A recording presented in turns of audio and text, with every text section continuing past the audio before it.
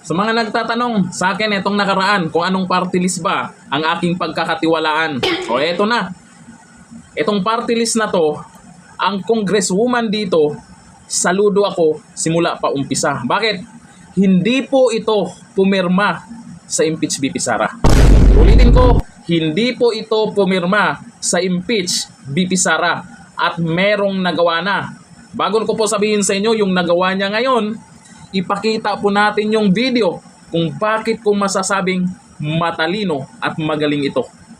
Ito yung video. Can you define earmark revenues through you, Madam Speaker? Earmarked revenues, Madam Speaker, are identified revenues required by law to be used for designated activities, benefits, or purposes which can be either classified as use of income or special account in the general fund or SAGF. Nung pong nag-interpolate tayo, sinabi po sa akin that the cash isn't available, the cash is being used.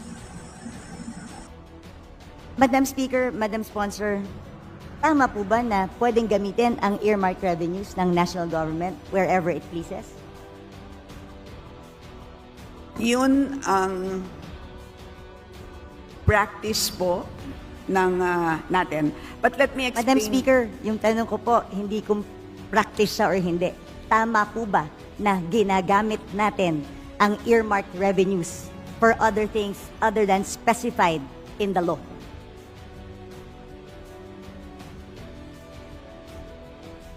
Madam Speaker, if I may be allowed, Yes. parang po siyang, if I may use a comparison, parang pong kung tayo po ay nagde-deposito sa isang bangko, nagdeposito tayo ng 100 piso, iniwan natin sa bangko yung ating 100 pesos. Habang hindi natin kailangan yung 100 pesos na yan, ini-invest ng bangko yung 100 pesos na yan. But at any point in time that we demand 100 pesos plus the interest, dapat ibibigay sa atin ng bangko yung pera natin. At any point in time that we want it, it must be available. So ganun po ang konsepto ng earmarked revenues. Congress earmarks a certain portion, kinokolekta ng ahensya ang revenue, dinedeposito sa treasurer, habang hindi ginagamit ang cash, gagamitin muna ang cash sa pagpapatakbo ng buong government kasi po ang pangongolekta ng buwis hindi naman po January 1. Meron na tayong buwis. Paano natin babayaran ang sweldo ng ating mga page, ang sweldo ng mga government employees? Wala po tayong ibabayad sa inyo na sweldo kung hindi natin gagamitin ang cash na yan.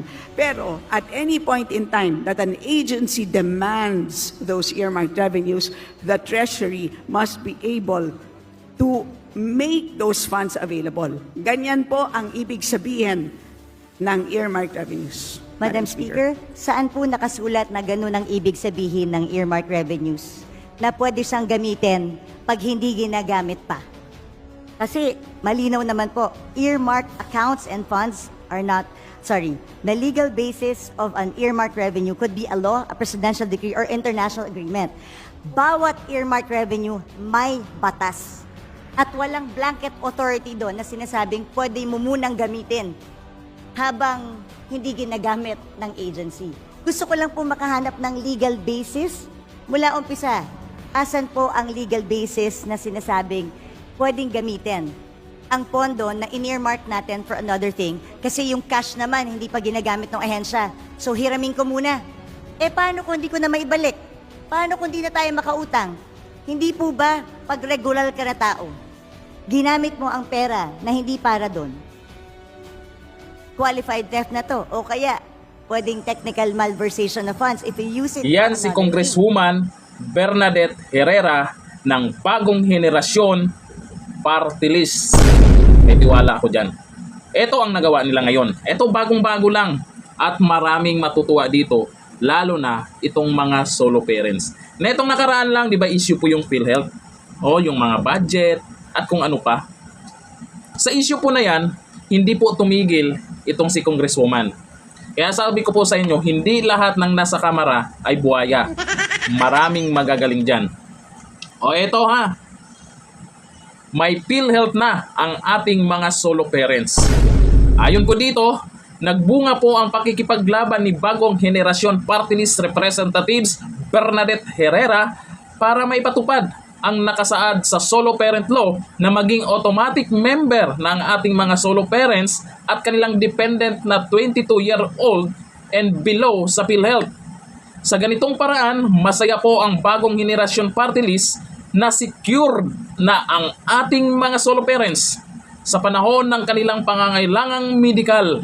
Salamat po sa PhilHealth sa agarang aksyon sa panawagan ni Congresswoman Bernadette Herrera. Sa mga solo parents na wala pang PhilHealth, eto na, pumunta na po kayo sa pinakamalapit na PhilHealth office at magpamember na. Wala pong bayad.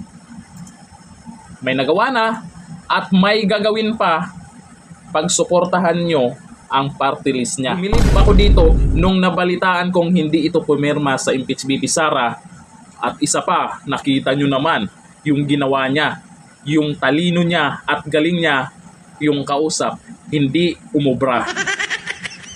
Diba? Ulitin ko, number 94, bagong henerasyon, party list.